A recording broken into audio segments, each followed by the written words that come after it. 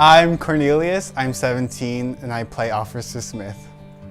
My name's Kira, I'm 16, and I play Robin. My name is Brooke, I'm 15, and I play Marco. My name is Russell, I'm 18, and I play various characters in the show. I'm Stephanie, I'm 17, and I play Charlie. Good Time Charlie at its core is a play about consent. It follows the journey of a girl named Charlie, and it's interesting because it's not just a play about Charlie's experience, it's a play about how the people around her interact with her. Good Time Charlie is a show about a teenage girl going to a house party where she gets sexually assaulted. It uses this plotline to explore the many different forms of consent and the different rules that we have to follow to make sure that we have good consent situations.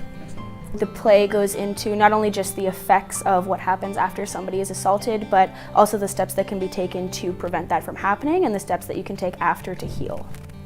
It's kind of a taboo topic to talk about because people don't really want to talk about sexual assault and like the experiences of what other people has gone through. So it really is important to talk about it.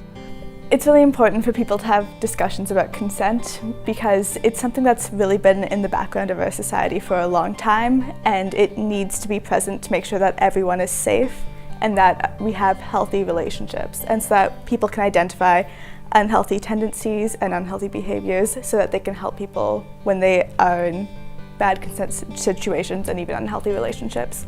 I hope people take away the fact that this is not just a show about sexual assault. Consent is in our everyday lives, whether that be about taking a photo or asking for a hug. Like, it's everywhere, and we need to be able to understand that. There's often a lot of miscommunication, not only between parents and kids, but between kids and other kids on what consent really means and how to use it properly.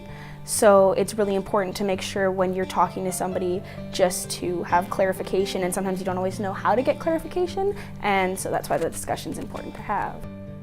I think that this play touches on a point that the education system doesn't touch on very well, and that a lot of parents feel uncomfortable to touch on themselves.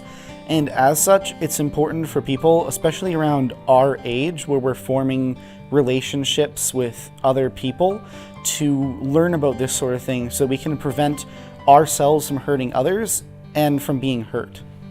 I hope that people take away not only the different forms of consent, because people often think it's only the sexual consent and romantic, but there's tons of others, like just permission to take stuff and platonic hugs, that sort of thing.